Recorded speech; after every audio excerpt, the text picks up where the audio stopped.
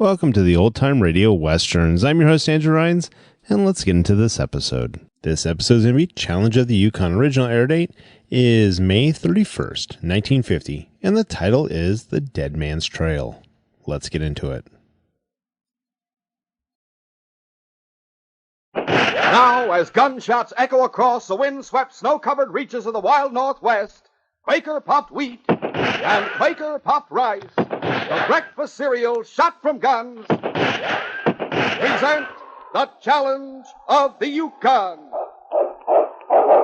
It's Yukon King, swiftest and strongest lead dog of the Northwest, blazing the trail for Sergeant Preston of the Northwest Mounted Police in his relentless pursuit of lawbreakers. On King, on you Huskies! Gold discovered in the Yukon. A stampede to the Klondike in the wild race for riches. Back to the days of the gold rush.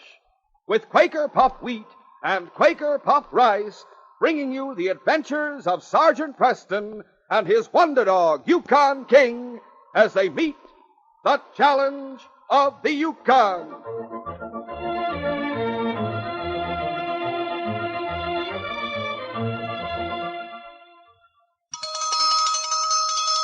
Come and get it!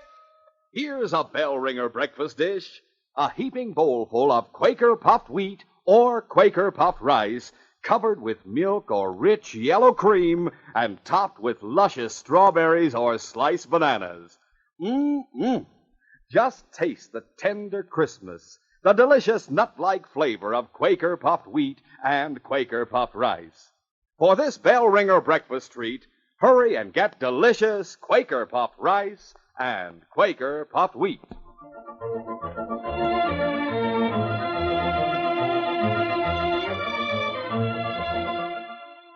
The first show at the music hall was over at 10:30. Sue Marion had an hour before the next performance and decided to take a walk along the riverfront.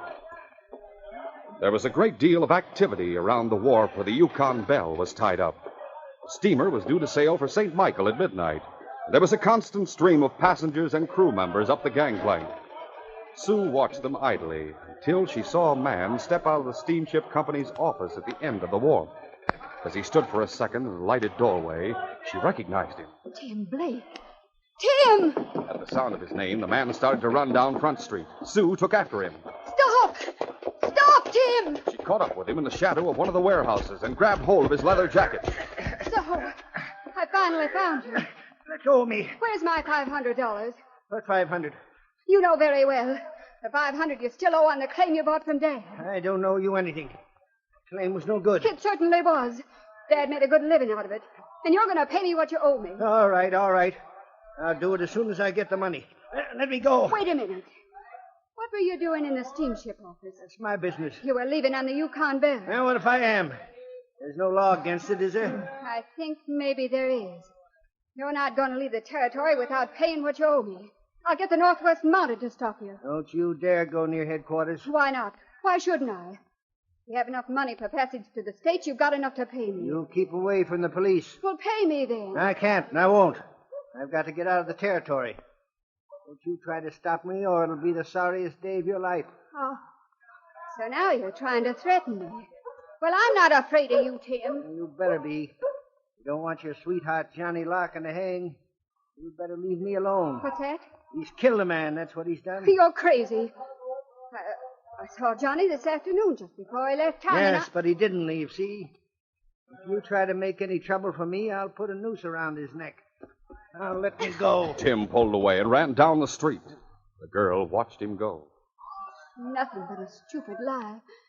He's just trying to scare me. He wants me to waste my time looking for Johnny so he can get away. Well, I won't do it. Oh, Johnny isn't in town. I'm going straight to headquarters. No, first I'll get the papers that prove Tim owes me the money. Sue stopped at her cabin, then ran all the way to the Northwest Mounted headquarters. She found Sergeant Preston and Constable Downey on duty. The great dog King was lying beside his master's desk. Good evening, Sergeant. Oh, hello, Sue. What can I do for you? I want to find out about my rights, Sergeant. Rights? Well, Tim Blake owes me $500, and he's trying to skip town without paying me. He's sailing on the Yukon Belle tonight. Isn't there some way you can stop him? You have proof of this debt? Yes, sir, right here. Sue told her story. Then the sergeant walked down to the waterfront with her. They found the purser of the Yukon Belle and... Well, no, Sergeant. I didn't exactly sell Tim a ticket. I didn't have any to sell. But he got one all right. Oh, how was that? From George Foster. Offered him an extra $100 for his stateroom. Then that proves he has money. A mean old skinflint. And trying to scare me, too. Scare you? Well, he said he'd make trouble for Johnny Larkin and me if I went to the police. He threatened you. Well, I guess you'd call it that. Then Tim's broken the law, and if you want to press charges... All I want is my you'll money. press charges to keep him here. Of course. That makes everything very simple. Has he gone on board, Mike? Not yet. Left here to get his baggage. Know where he's been living? Palace. I'll try to catch him there. Sergeant, I have to get back to the music hall. I've got another show coming. All right, go right ahead. But first, I guess I ought to tell you. About the threat, I mean. Tim said he... Of course, it's perfectly ridiculous. It's just a stupid lie. But he said that if I went to the police, Johnny had... that he'd... What? No, it's so stupid. There's no sense in even mentioning it. Well, tell me, Sue. If I have to arrest him for threatening you, I must be sure of my facts. Well, he said he'd put a noose around Johnny's neck for murder. Murder? Johnny Larkin? As if Johnny would kill a man. As if he ever had or ever could. It's so silly. There's nothing silly about the word murder. Come on, King.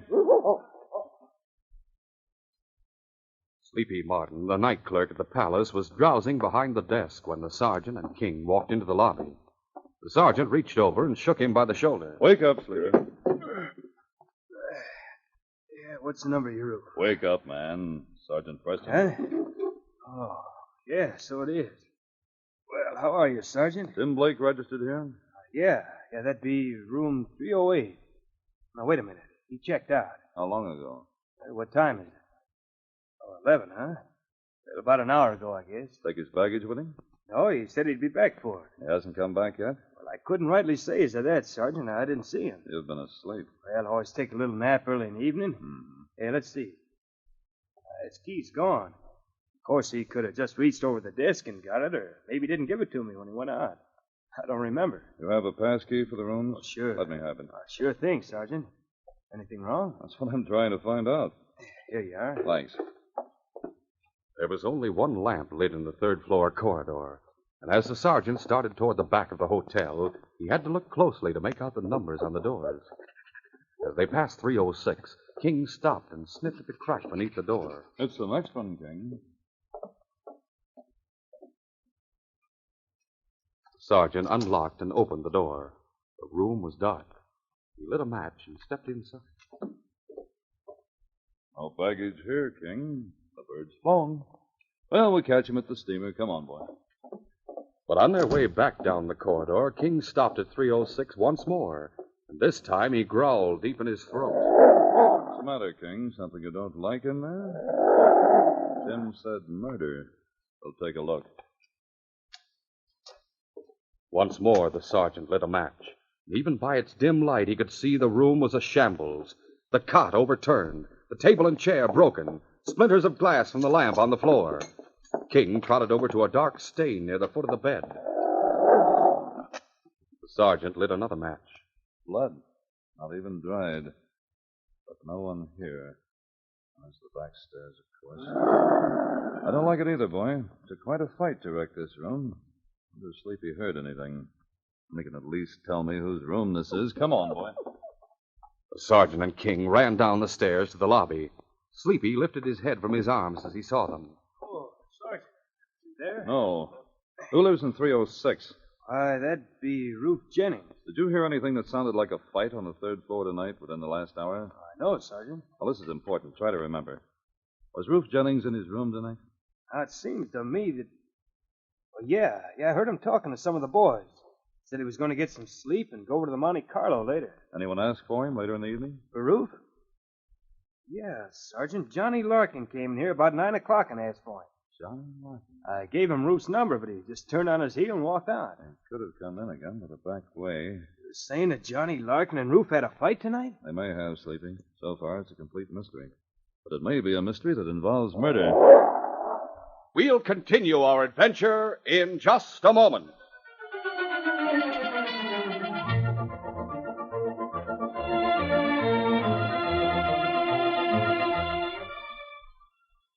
You know, the other morning at breakfast, I was just about to pour myself a heaping bowlful of Quaker puffed wheat or Quaker puffed rice when the strangest thing happened. I can't believe it yet. There was a terrible pounding on the door. I opened the door, and in walked a giant. What do you want here? I'm looking for a rascal named Jack. Lives next to a beanstalk. Oh, Jack and the Beanstalk. But you have the wrong address. E5-4-Pum. I'm hungry. What are you eating? Well, matter of fact, I was just trying to decide whether to eat Quaker puffed rice or Quaker puffed wheat. Never tasted them myself. Oh, you really go for these ready-to-serve breakfast cereals. Why? They're so big, like yourself. They're giant size because the choice sun-ripened premium grains of wheat and rice are shot from guns. What? Yes, Quaker puffed wheat and rice are shot from guns, exploded up to 8 times normal size. Why don't you try some? Well, pour out 3 or 4 packages for me. And you'll want some milk or cream and fruit? Sure. 2 or 3 quarts of each. With a giant appetite like yours, you can't beat Quaker puffed rice and Quaker puffed wheat. Wait till you taste that delicious nut-like flavor and crisp, fresh goodness. E5-4, yum. Oh, they're good and good for you. Quaker puffed wheat and rice furnish added food values of restored natural grain amounts of vitamin B1, niacin, and iron. Come on, let's eat. Okay, but first let me remind the fellas and girls listening in to ask for the big red and blue packages with the smiling Quaker man on the front. That's your guarantee that you're getting the one and only delicious Quaker puffed rice and Quaker puffed wheat. Shot from guns. Try 'em for breakfast tomorrow. And say, don't forget that exciting Sergeant Preston Yukon Trail models are waiting for you on 8 different new packages of Quaker puffed rice and Quaker puffed wheat. You don't pay a single extra penny for these 59 larger, easier-to-build models. They come only with delicious Quaker puffed wheat and Quaker puffed rice. Get yours right away.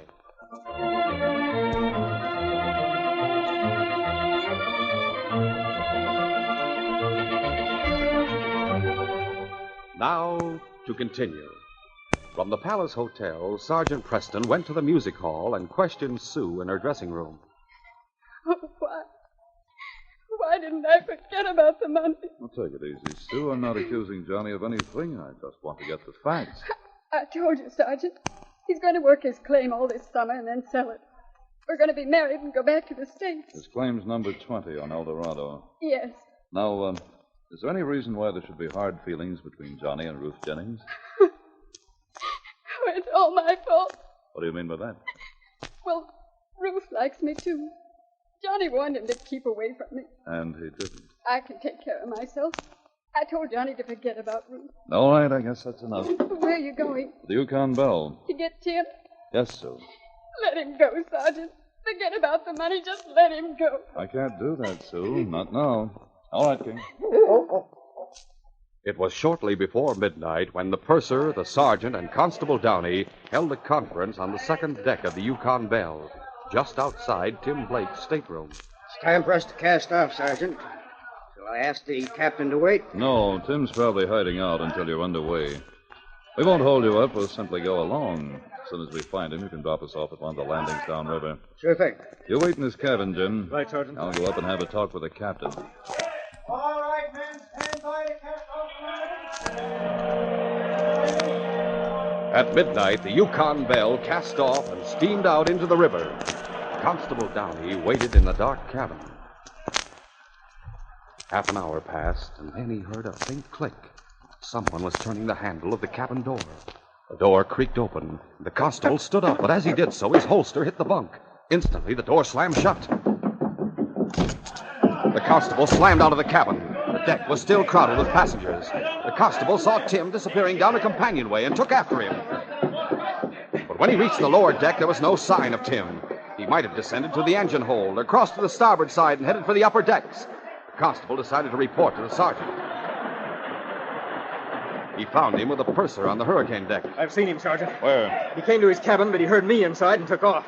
I lost him on the lower deck. You think the captain would lend a hand, Mike? Have some of the crew help us? He'll do anything he can. Hey! There's somebody up there with that lifeboat pulling the tarpaulin back.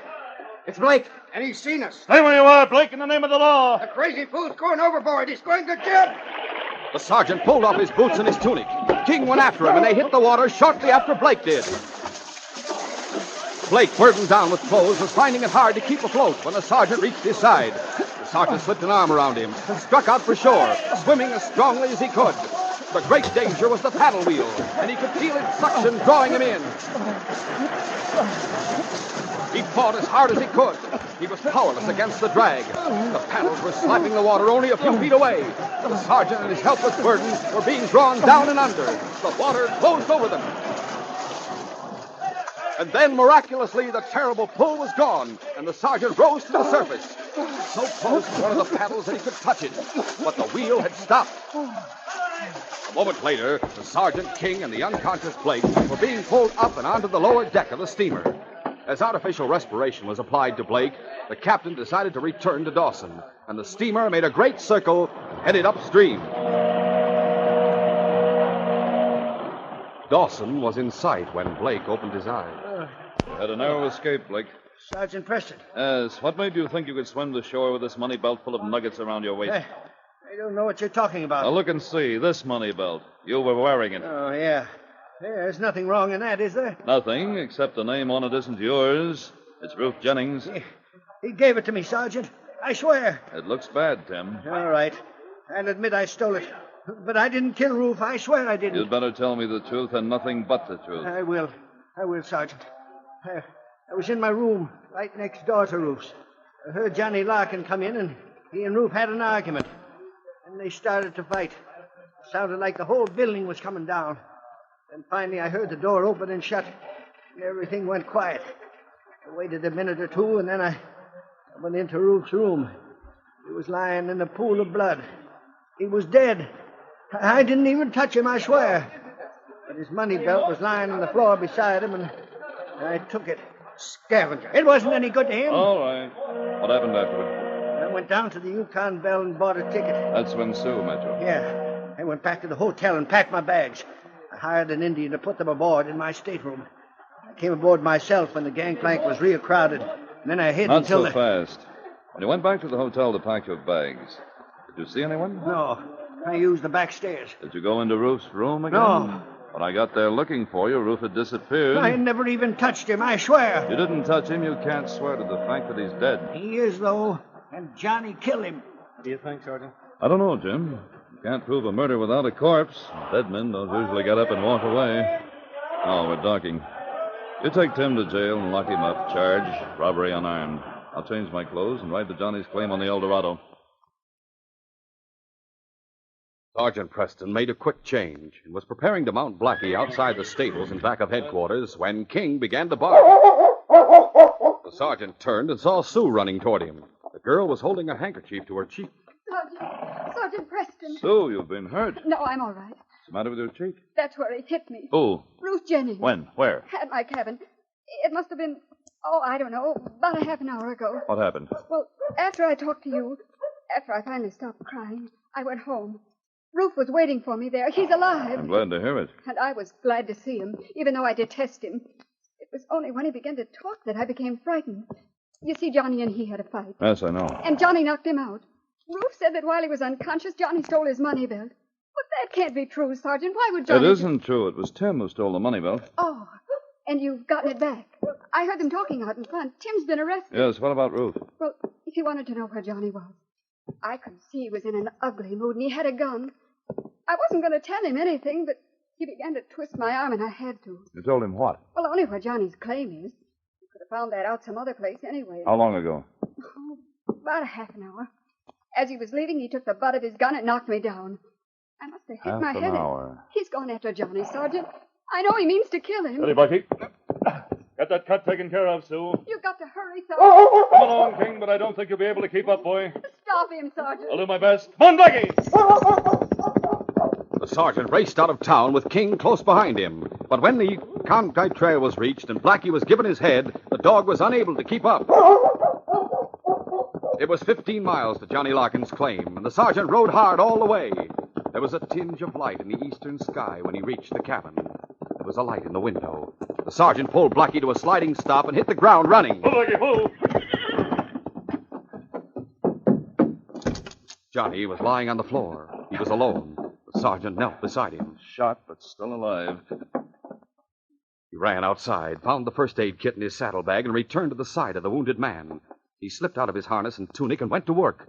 It was an ugly wound, and speed was important. He managed to stop the flow of blood and was washing the wound when he heard footsteps behind him. He glanced up only for a second. Ruth Jennings was standing in the doorway. You're wasting your time, aren't you? He isn't dead yet. He'll die, though. Not if I can help it. I heard you coming, and I hid in the woods. I was going to light out, but then I got thinking it over. The girl told you I came up here. Yes. I figured she must have. I figured that after you found him here, you'd come after me. You're pretty good at figuring things out, aren't you? Yeah. I don't agree. I suppose you still think Johnny stole your money belt. He did. It was Tim Blake who did that. Tim Blake. You're loco. Tim Blake, who had the room next to you at the palace. Came in, found you lying unconscious on the floor with your belt beside you. He stole it. Right now, Tim's in jail, and your belt's at headquarters, waiting for you. No thanks, Sergeant. I won't be showing up at headquarters to pick it up. I got more gold stashed away. I can do without it. You think Johnny here will die? Yeah. And that you'll have to stand trial for murder. Even if he lives, it'll be attempted. That's correct. So you're going to try to escape? Not before I stop you from following me. Stand up and walk over to the other side of the table. I'm going to finish bandaging Johnny. Get away from your gun. I couldn't possibly reach my gun before you shoot. No, I guess you can. I might just as well pull the trigger and get it over. Pull that trigger and hang for murder. With you out of the way, I won't hang at all. King's heart was nearly bursting. He had been left far behind on the level stretch of trail along the Klondike. When the trail began to twist and turn around the gravel piles and sluices on the Bonanza, he had found 100 shortcuts. And now he had found Blackie, and he knew that his master was just inside the cabin. But there was a man standing in the doorway. King saw the gun in his hand. He saw him level it at the sergeant, and with desperate fury, King leaped. Ruth pulled the trigger as he went down, but the bullet splintered the table to the right of the sergeant's head. Before Ruth could fight clear of King, the sergeant's foot came down on his gun hand.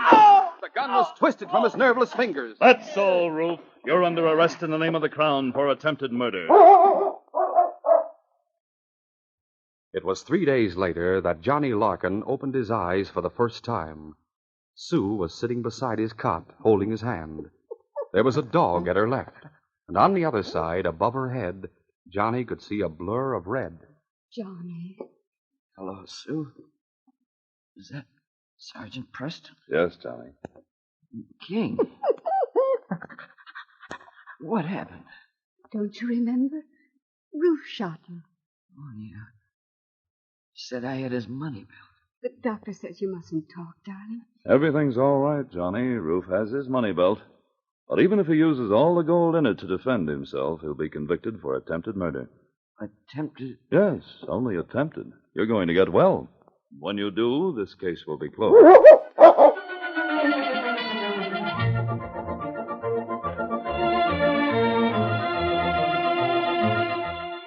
In just a moment, Sergeant Preston will give you a preview of Friday's adventure, Angel of Death. Take a vote at your house, and I bet you'll find the whole family goes for delicious Quaker puffed wheat and Quaker puffed rice. Mom likes them because they're quick, ready to serve with milk or cream and sweet, juicy red strawberries, sliced bananas, or other fruit. The youngsters go for wheat and rice shot from guns because they're exploded up to 8 times normal size. They're extra crisp and tender, full of delicious nut-like flavor. And Dad reaches for the big red and blue package of Quaker puffed rice or Quaker puffed wheat with the picture of the smiling Quaker man because it's such a refreshing breakfast dish. And so nourishing. It gives the whole family extra food values of restored natural grain amounts of vitamin B1, niacin, and iron. It's a deluxe breakfast for the family. So economical, too. Remember, the original crisp, fresh Quaker puffed wheat or Quaker puffed rice comes only in the large red and blue package. A fine modern package with a sealed inner lining. That lining serves to doubly protect the flavor and crispness until the moment you pour it into a bowl. For that reason, Quaker puffed wheat or Quaker puffed rice is never sold in bags or bulk. Buy both delicious kinds tomorrow. Now, fellas and girls, here is Sergeant Preston. I'm sure I don't have to tell you that forest fires are a terrible thing. But do you know what causes most forest fires? It isn't lightning and other natural causes. 9 out of 10 forest fires are man-caused. They're due to carelessness. So if you're in the woods this summer on a hike, picnic, or camping trip, be careful of matches and campfires. If you have a campfire, drown it with water before you leave. And stir it up and pour water on it again. Remember, just one carelessly dropped match or one spark can start a fire. Remember, too, only you can prevent forest fires. And now I must see the inspector.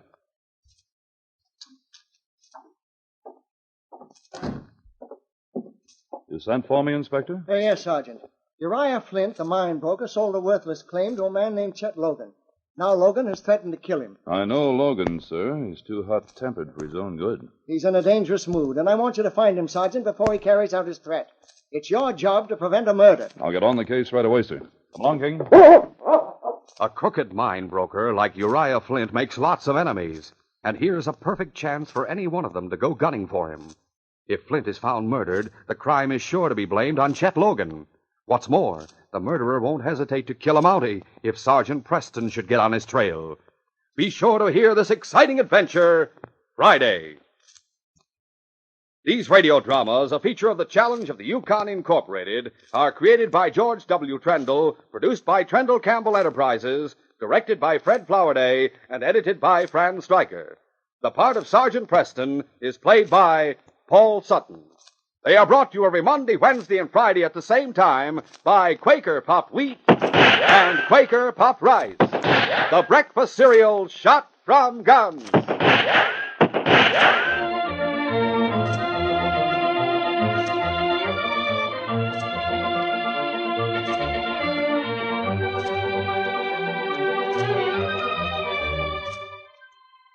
Remember, for delicious hot breakfast, enjoy Quaker Oats. The giant of the cereals is Quaker Oats. Delicious, nutritious, makes you feel ambitious. The giant of the cereals is Quaker Oats. And here's why Quaker Oats is called the giant of the cereals. There's more growth, more endurance in oatmeal than any other whole grain cereal. So make your hot breakfast nourishing Quaker Oats. Quaker and Mother's Oats are the same.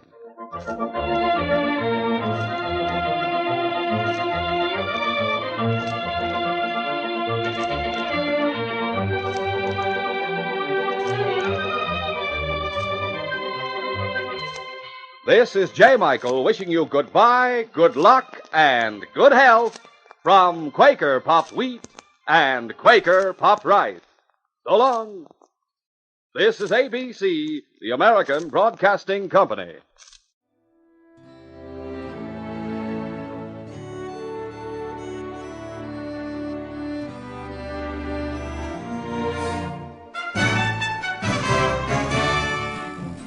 This has been a presentation of OTRWesterns.com, and we hope you enjoyed.